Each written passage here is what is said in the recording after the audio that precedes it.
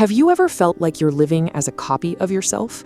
Like a screen stole your vital energy? Like you're trapped behind glass, watching your real life happen to someone else? If that question hit you in the chest, then this video is your invitation to break that glass.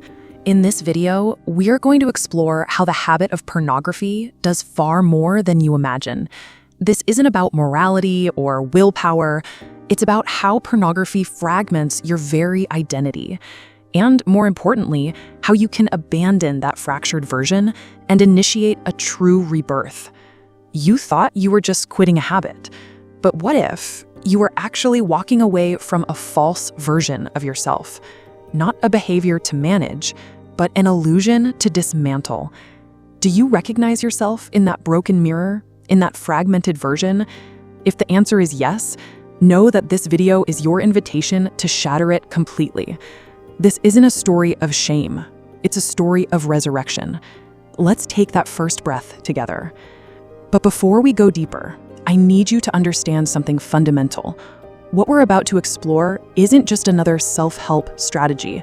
This is about the very architecture of your identity, about how your brain constructs the story of who you are, and how pornography hijacks that process in ways that go far beyond simple habit formation. The person you are right now, the thoughts you think, the way you see yourself, the energy you bring to relationships, the dreams you pursue or abandon, all of this has been shaped by every choice you've made. And if pornography has been part of your life for months or years, then it has become part of the foundation upon which your sense of self is built. But here's the extraordinary truth. That foundation can be rebuilt. That identity can be transformed. That story can be rewritten.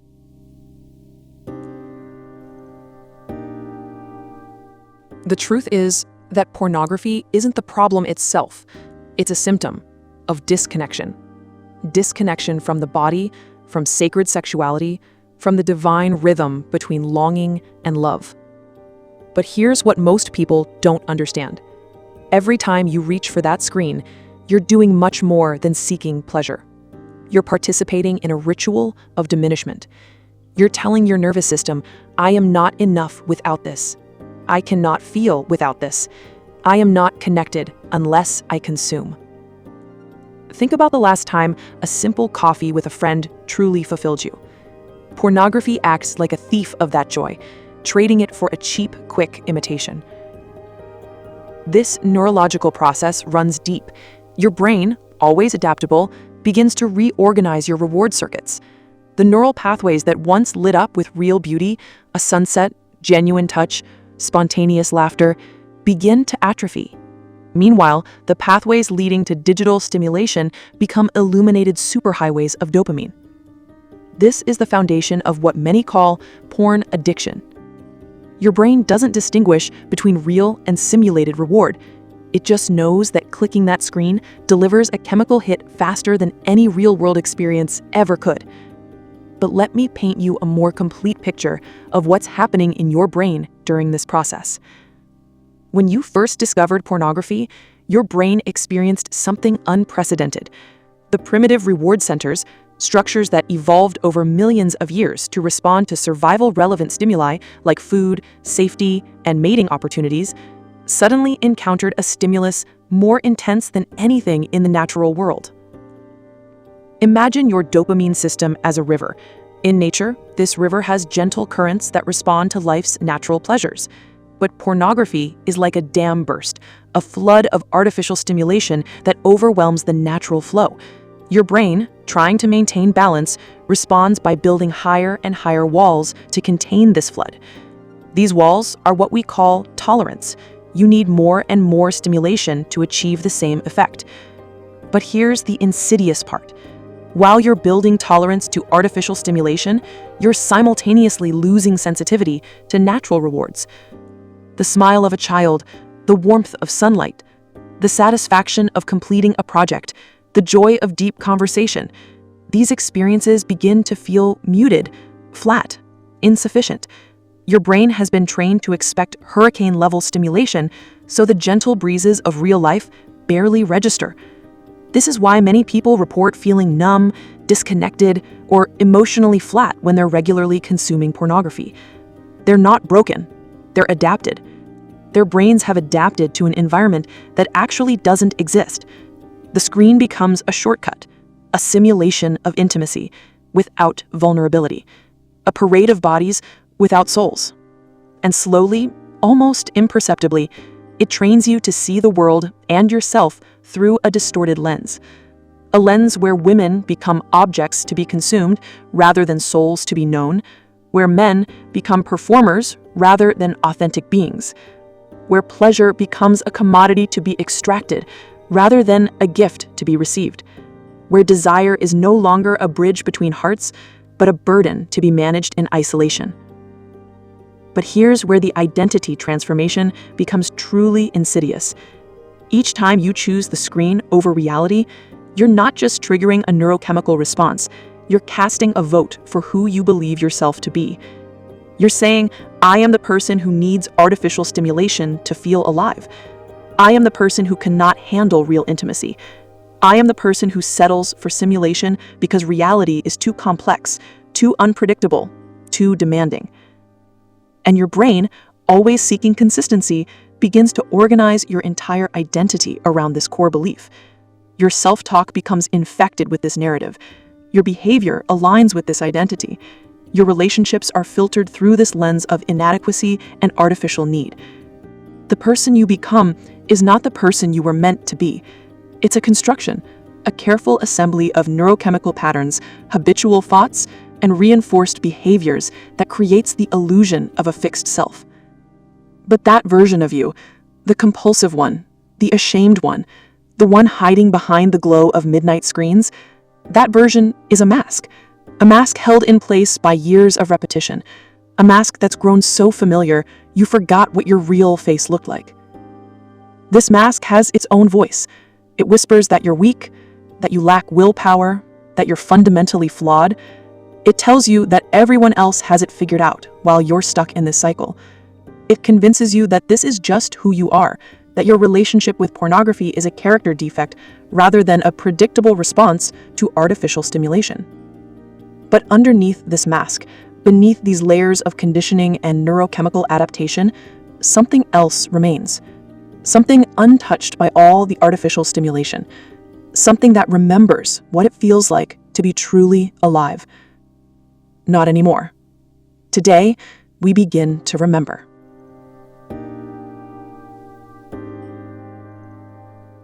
Then comes a moment quiet, soft, and undeniable. The moment you realize, this isn't me. This was never me. Not the shame, not the compulsive craving, not the secrecy. This awakening doesn't happen all at once. It's a gradual process of disidentification. You begin to see that there's a fundamental difference between you, the consciousness that observes, and the conditioned patterns you've assumed to be you. It's like waking up from a dream. For a moment, you might still feel the remnants of the dream world, but gradually it becomes clear that that wasn't real. It was a projection, a construction of the mind. Underneath it all, there is a part of you untouched, uncorrupted, still whole. Quitting pornography isn't the end of something. It's the beginning of seeing yourself clearly again. This moment of recognition is profound. It often comes not through dramatic revelation, but through quiet observation. You might be sitting in meditation or walking in nature or having a genuine conversation with someone you love, and suddenly you feel it, a quality of presence that has nothing to do with stimulation or performance or consumption. In that moment, you realize that your true self has been there all along, waiting patiently beneath the layers of conditioning. This self doesn't need to be fixed or improved or managed. It simply needs to be recognized and allowed to emerge. This is where the magic begins. You start to notice the world differently, the way a breeze feels on your skin, not just as sensation, but as presence. The way someone's eyes hold depth, not just shape. The way your own thoughts begin to quiet, no longer crowded by desires borrowed from someone else's fantasy. This is the process of resensitization. Your sensory receptors, dulled by years of hyperstimulation, begin to awaken to subtleties that had been lost. A real conversation becomes more interesting than any video. The touch of a real hand carries more electricity than 1,000 images. Think about this. When was the last time you felt truly present during a hug? When did you last notice the intricate beauty of light filtering through leaves? These capacities don't disappear, they just get buried under layers of artificial stimulation. But resensitization goes deeper than just sensory awareness. It's about emotional resensitization as well. When you've been using pornography to manage difficult emotions, boredom, loneliness, anxiety, frustration, you've been training your system to avoid the full spectrum of human feelings. As you step away from artificial stimulation, you begin to feel, really feel. And at first, this can be overwhelming. The boredom isn't just boredom. It's a deep ache for meaning. The loneliness isn't just loneliness. It's a profound hunger for authentic connection. The anxiety isn't just anxiety. It's your system's way of telling you that something in your life needs attention. This is why many people relapse during the early stages of recovery. They mistake the return of authentic feeling for something being wrong. They think they need to fix or manage or escape these emotions, when in reality, they need to learn to be with them. Your emotions are not problems to be solved. They're information to be received. They're energy to be felt and expressed and integrated. They're the language through which your deeper self communicates with your conscious mind. As you develop this capacity to be with your emotions without immediately reaching for stimulation, something remarkable happens. You begin to trust yourself. You begin to trust that you can handle whatever life brings. You begin to trust that you don't need to escape your experience. You can actually live it. You become aware that healing isn't about punishment. It's about permission. Permission to feel again, to desire with soul, to be fully alive. You remember your body as sacred, not as a battlefield. Your body becomes a temple rather than a prison. Your energy as creative force, not just something to be spent in secret. Your attention as precious currency, not something to be carelessly traded. This remembering process is often accompanied by what mystics call divine discontent, a profound dissatisfaction with anything less than authentic. You can no longer tolerate the artificial. You can no longer settle for simulation. You can no longer live in that space between who you are and who you pretend to be. This discontent isn't depression, it's awakening. It's your soul refusing to accept anything less than truth. It's your authentic self calling you home. And as you answer that call, as you begin to align your life with your deepest values and truest desires, something shifts in the very fabric of your being. You begin to operate from a different center of gravity. Instead of being pulled by external stimulation, you begin to be drawn by internal wisdom. This is the remembering, the turning toward what is real, what is yours, what has always been yours, but was temporarily forgotten in the maze of artificial stimulation. The part of you that was never broken, the part of you that was always whole, the part of you that has been patiently waiting for this moment of recognition.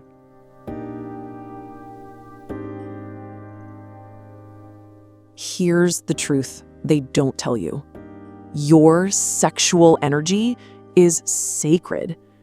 It builds worlds, creates life, births visions.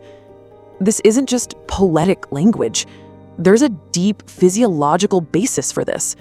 Sexual energy, what the Taoists called Jing, is considered by ancient traditions as the most potent force in the human body.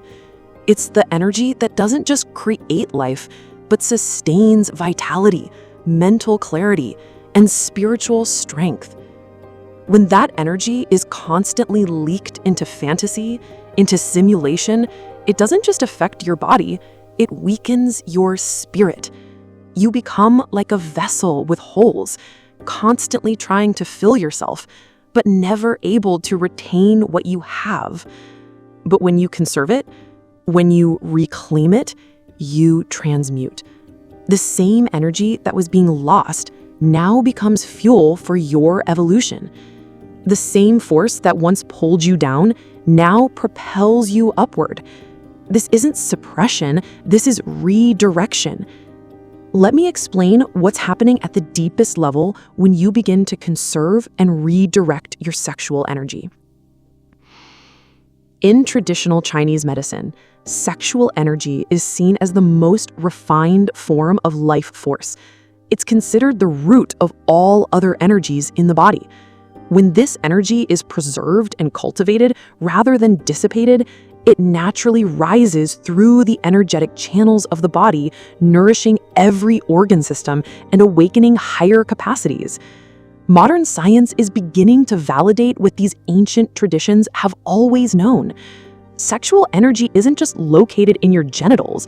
It's a whole body phenomenon that affects everything from your immune system to your cognitive function to your emotional regulation. When you're constantly depleting this energy through artificial stimulation, you're not just affecting your sexual health, you're affecting your entire life force. Your vitality diminishes, your mental clarity suffers, your emotional stability becomes compromised, your creative capacity weakens. But when you begin to conserve this energy, the opposite happens. Your vitality increases, your mental clarity sharpens, your emotional stability strengthens, your creative capacity explodes. This is what the alchemists called transmutation, the transformation of base metal into gold. In this case, it's the transformation of scattered, compulsive sexual energy into refined, purposeful life force. Suddenly, the compulsive urges become teachers. Each impulse becomes a mirror, asking, what are you really hungry for? Touch, connection, meaning, or perhaps silence, presence. To be seen without performance. And you begin to rewrite the story from I can't stop to I don't need this to know my worth. You begin to walk differently. There's a steadiness in your step that wasn't there before. You speak differently. Words have more weight because they come from presence, not performance. You dream differently.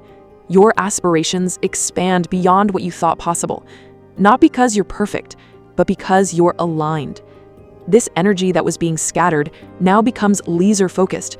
Projects that seemed impossible become not just possible, but inevitable. Your creativity explodes. Your focus at work intensifies. Your presence in relationships deepens. But here's what's particularly fascinating about this transformation.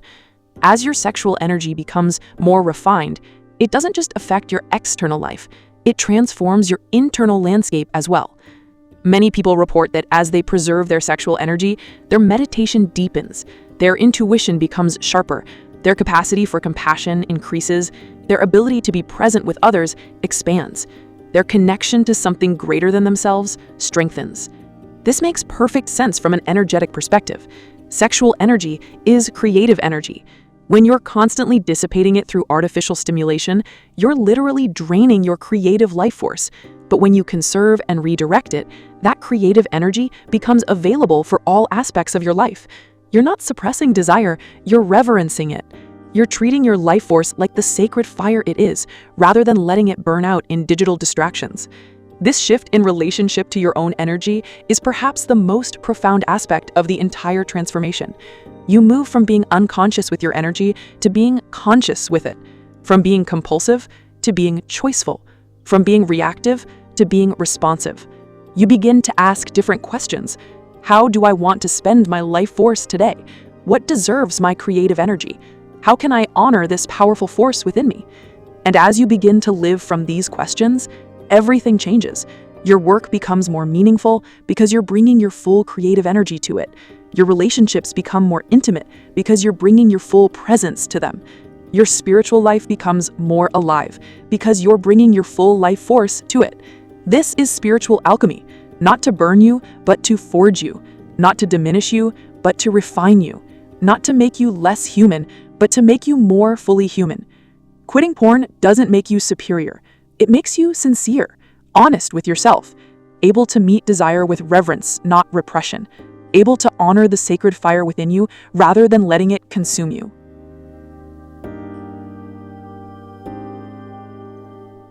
The deepest transformation happens at the identity level. You don't just quit pornography, you quit the version of yourself that's settled for it. This process of emergence is like a butterfly leaving its cocoon. During metamorphosis, the caterpillar doesn't just grow wings, its entire cellular structure dissolves and reconstitutes. Similarly, when you abandon the patterns that defined you, a fundamental reorganization occurs. You return to the you who feels deeply, who meets beauty with breath, who lets longing be a sacred thing, not a secret wound. The changes are both subtle and profound. Your sleep improves, your dreams become more vivid, less fragmented. You wake up with energy that feels clean, not depleted. There's a quality of rest that comes from not fighting internal battles all night long. Your relationship with your body transforms completely. Instead of seeing your body as something to be managed or controlled or used for pleasure, you begin to inhabit it fully. You begin to listen to its wisdom. You begin to honor its needs for movement, for nourishment, for rest, for touch. Exercise becomes a different experience entirely. Instead of being something you do to your body, it becomes something you do with your body. There's a quality of presence and integration that wasn't there before. Your body becomes a source of strength rather than a source of shame. Your relationship with food changes. When you're not using artificial stimulation to manage emotions, you begin to eat from hunger rather than from boredom or anxiety or stress. Your body's natural hunger and satiety signals, which may have been disrupted by the compulsive patterns, begin to restore themselves. Your relationships transform, not just the romantic ones, but all of them. You become present in a way you weren't before. People notice something different in you, a quality of presence and authenticity they can't name but can feel. In conversations, you're actually there. You're not thinking about what you did last night or what you're going to do later. You're not managing shame or hiding parts of yourself. You're simply present, and that presence is magnetic. Your capacity for intimacy expands dramatically. When you're not fragmenting your sexual energy across multiple digital partners, you can bring your full erotic energy to real relationships. Intimacy becomes about connection, not performance. Love becomes about presence, not consumption. But perhaps most importantly, you develop a different relationship with women or men, depending on your orientation. When you're not seeing the opposite sex through the lens of pornographic fantasy, you begin to see them as full human beings, complex, mysterious, worthy of respect and curiosity rather than objectification and consumption. This shift in perception is profound. It affects how you interact with colleagues, how you relate to friends, how you move through the world. There's a quality of respect and reverence that replaces the objectifying gaze. Your work life shifts dramatically. That scattered attention that used to jump from task to task now has laser focus. Decision-making becomes clearer. Leadership feels more natural. Creativity flows more freely. You begin to take on projects that align with your deeper values, rather than just seeking immediate gratification. Your work becomes an expression of your authentic self, rather than just a way to make money or gain status. People around you will notice. They won't know how to name it, but they'll feel your presence. There's something in your eyes, a clarity that wasn't there before, a groundedness, an authentic power that doesn't need to prove itself. This authentic power is perhaps the most striking aspect of the transformation. It's not aggressive or dominating. It's not performed or constructed. It's simply the natural result of being aligned with your deepest truth. When you're not carrying the weight of secret compulsions, when you're not managing shame, when you're not fragmenting your energy, you naturally embody a different quality of presence. People feel safe around you. They trust you. They're drawn to your authenticity. Your spiritual life deepens. Many traditions speak of sexual energy as spiritual energy. When you stop leaking this force into pixels, it naturally seeks higher expression, whether through meditation, service, art, or simple presence. Prayer becomes more natural. Meditation becomes more effortless. Your connection to something greater than yourself strengthens. You begin to feel part of a larger web of meaning, rather than isolated in your own experience. And maybe for the first time in a long time, you feel clean. Not because you're avoiding sin, but because you've stepped out of distortion and into truth. The truth of who you are without the mask, without the loop, without the need to escape yourself. You begin to like yourself, not the constructed self that you present to the world, but your actual self, the self that makes mistakes and has flaws and struggles with life, but is fundamentally good and worthy of love. This self-acceptance is revolutionary. When you accept yourself, you no longer need external validation to feel okay. You no longer need to perform or pretend or hide. You can simply be, and that being is enough. That's not a habit shift. That's an identity shift. And you are becoming new. Actually, you're not becoming new. You're becoming true. You're becoming who you always were beneath the conditioning and the patterns and the artificial stimulation. You're returning to your original nature.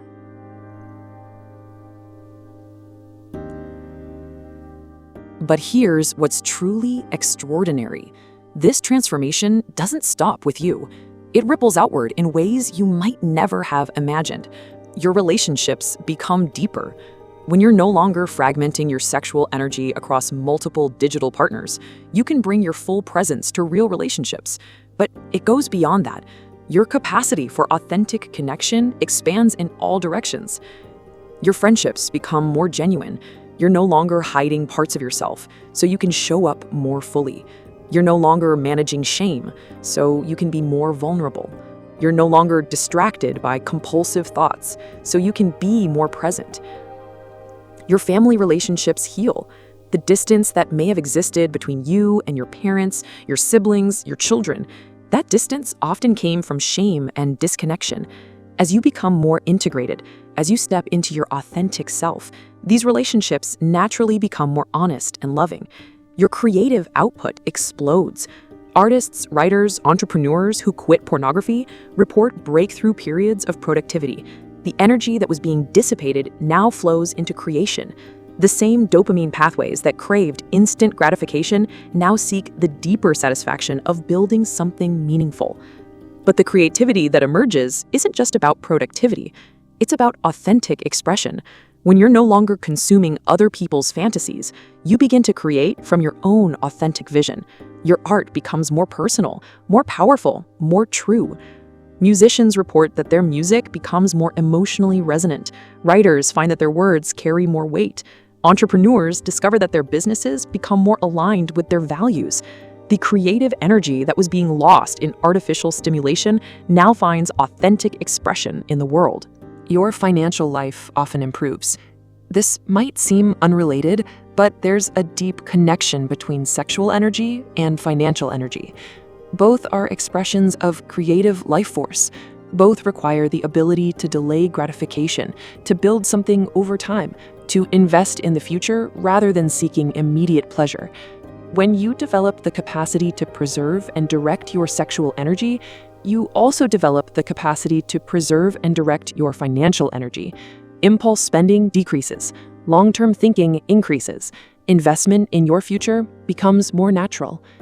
Many people report that as they quit pornography, their relationship with money becomes healthier. They're able to save more, invest more wisely, and make financial decisions based on their values rather than their impulses. Your spiritual life deepens. This is perhaps the most profound ripple effect. When you stop dissipating your life force in artificial stimulation, that energy naturally seeks higher expression. Many people report that their prayer life becomes more natural and effortless. Meditation becomes deeper. Their sense of connection to something greater than themselves strengthens. They begin to feel part of a larger web of meaning and purpose. This isn't about becoming religious in a conventional sense. It's about awakening to the sacred dimension of existence that has always been there, but was obscured by the compulsive patterns. You begin to see your life as part of a larger story. Your choices matter, not just for you, but for everyone whose life you touch. Your healing contributes to the healing of the world. You become a different kind of man in the world. Or woman, though the mechanics may vary, the principle remains. You stop contributing to the demand that objectifies and commodifies human sexuality. You become part of the solution rather than part of the problem. The pornography industry thrives on shame and secrecy. When you step into the light, when you choose reality over simulation, you withdraw your energy from a system that profits from human disconnection. But it goes deeper than that. Your very presence in the world becomes different. You become someone who sees the opposite sex as full human beings rather than objects of consumption. You become someone who values authentic connection over performance. You become someone who chooses presence over stimulation. This ripples out in countless ways. The way you interact with service workers, the way you treat your colleagues, the way you move through the world. All of this is affected by this fundamental shift in how you see and relate to others. Your parenting transforms. If you're a parent, this transformation affects your children in profound ways. You become more present with them. Your brave journey to authentic transformation also has profound implications for your children and your community. You're able to offer them your full attention rather than being distracted by compulsive thoughts or behaviors. More importantly, you model a different way of being in the world. You show them what it looks like to live with integrity, to make choices based on values rather than impulses, to treat others with respect and dignity. Your children absorb this teaching not through your words, but through your presence. They learn what authentic masculinity or femininity looks like. They learn that it's possible to live with integrity even in a world full of artificial stimulation and easy distractions. Your community benefits. As you become more authentic, more present, more creative, more connected, you naturally contribute more to your community. You have more energy to give. You have more wisdom to share. You have more capacity to serve. This might express itself through formal volunteer work, or it might be as simple as being more present with your neighbors, more helpful to strangers, more generous with your time and attention. The energy that was being lost in artificial stimulation now flows into real connection, real service, real contribution to the world. This is the ripple effect of authentic transformation. It never stops with you. It flows outward, touching everyone whose life intersects with yours, creating waves of healing that spread far beyond what you can see or imagine.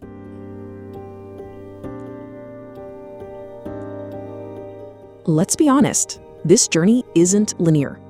There will be moments of relapse, moments of doubt, moments where the old version of you whispers that you can return to the old patterns just once. The brain doesn't forget instantly. Those neural superhighways carved by years of use don't disappear overnight. They fade gradually, like paths in a forest that slowly get overgrown when no one walks them. Understanding this process is crucial for navigating the challenges ahead. Your brain has been literally rewired by years of artificial stimulation. The pathways that lead to pornography have been reinforced thousands of times. They don't just disappear because you've made a decision to change. This is why willpower alone isn't enough. You're not just fighting a habit, you're rewiring your brain. And that rewiring takes time, patience, and compassion for yourself. You might experience what's often called a flatline, periods where you feel emotionally numb, where nothing seems to bring pleasure. This isn't permanent. This is your brain recalibrating, learning to find joy in real-world experiences again. During the flatline, it's common to feel like you've lost something essential. Colors seem less vibrant. Music sounds flat. Even activities you used to enjoy feel empty. This is actually a sign that the healing process is working. Your brain is adjusting to natural levels of stimulation after being accustomed to artificial highs. The flatline can last days, weeks, or even months. During this time, it's crucial to remember that this is temporary. Your brain is literally rebuilding itself. New neural pathways are forming. Old patterns are dissolving. This process takes time, and it's not always comfortable. You might face social challenges. In a culture saturated with sexual imagery, choosing to live differently can feel isolating. You might need to change your media consumption, your social media habits, even some friendships that revolve around objectifying behavior. This social isolation can be one of the most difficult aspects of the journey. You might find that conversations with certain friends become uncomfortable when they involve objectifying comments or discussions about pornography. You might need to avoid certain social situations that would trigger old patterns. This can feel lonely, especially in the beginning. You might feel like you're the only one who sees things differently, like you're fighting an uphill battle against the entire culture. But remember, every person who has ever chosen to live differently has faced this challenge. Every person who has ever chosen authenticity over conformity has experienced this isolation. You're not alone in this struggle. The urges will come in waves. They might be triggered by stress, boredom, loneliness, or even success. Understanding these triggers is crucial for navigating them skillfully. Stress is perhaps the most common trigger. When life becomes overwhelming, the old patterns offer the promise of quick relief. But this relief is temporary and ultimately makes the stress worse. Learning to be with stress without immediately reaching for stimulation is a crucial skill. Boredom is another common trigger. In our stimulation-addicted culture, we've lost the ability to be comfortable with unstimulated time. We've forgotten that boredom can be a doorway to creativity, to reflection, to genuine rest. Loneliness triggers the urge because pornography offers the illusion of connection without the vulnerability of real relationship. But this pseudo-connection actually makes loneliness worse by substituting artificial intimacy for the real thing. Even success can be a trigger. When things are going well, there's often an urge to celebrate or reward yourself with old patterns. Understanding this paradox can help you navigate it more skillfully. The internal critic will be loud. You'll hear voices telling you that you're not strong enough, that you're fundamentally flawed, that you'll never change. These voices are not truth. They're the death throes of old patterns trying to maintain their hold on you. This internal critic often sounds like your own voice, which makes it particularly convincing. It knows all your weak points, all your past failures, all your deepest fears. It will use all of this against you in an attempt to pull you back into old patterns. Learning to recognize this voice as separate from your true self is crucial. This voice is not you.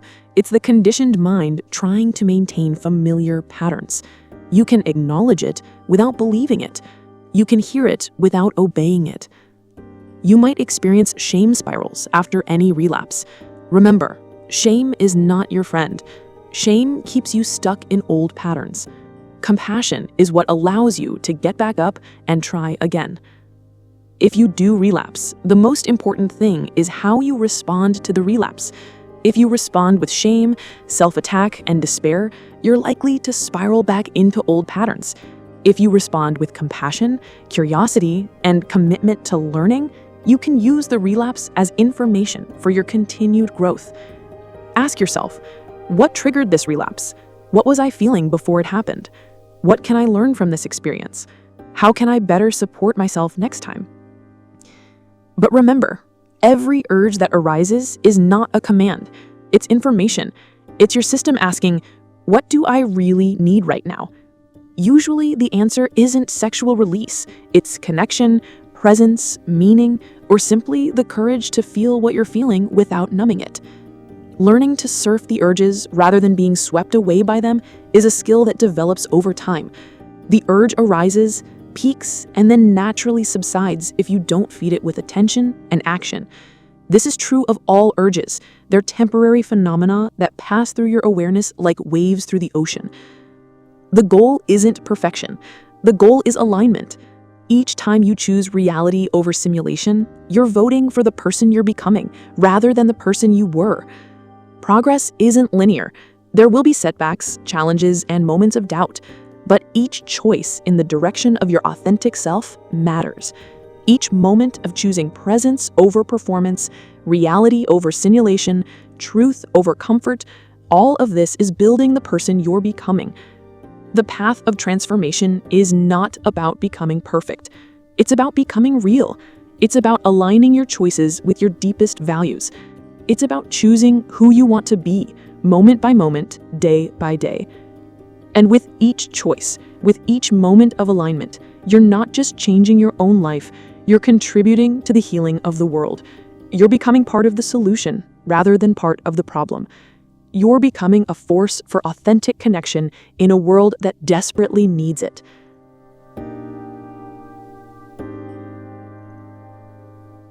Your voice helps home will be there with every step of the way. This isn't about quitting pornography. It's about returning to your wholeness, to the version of you untouched by screens, but touched by soul. You know the difference now. You've tasted real freedom. And once you taste that, there's no unknowing the difference between imitation and reality. You're not becoming someone new. You're becoming who you always were, beneath the conditioning, beneath the patterns, beneath the mask. You're becoming integrated, mind, body, and spirit aligned. Sexual energy flowing in service of life rather than in service of screens. Desire as a sacred force rather than a shameful compulsion.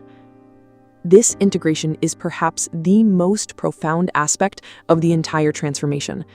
For perhaps for the first time in your adult life, all parts of you are moving in the same direction.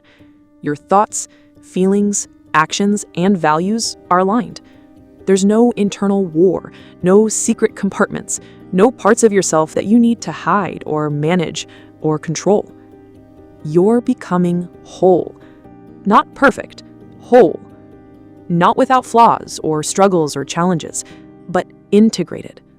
All of you is moving toward the same destination, authentic life. This wholeness affects everything. Your relationships become more genuine because you're no longer hiding parts of yourself. Your work becomes more meaningful because you're bringing your full self to it. Your spiritual life becomes more alive because you're no longer fragmenting your life force. You're returning to the sacred, to the understanding that your body is a temple, not a battlefield, that your sexuality is a gift, not a burden, that your desires are doorways to deeper connection, not distractions from it. You're remembering what it means to be fully human, to feel deeply, to love completely, to be present in your own life rather than escaping it. The journey continues. Each day you choose again.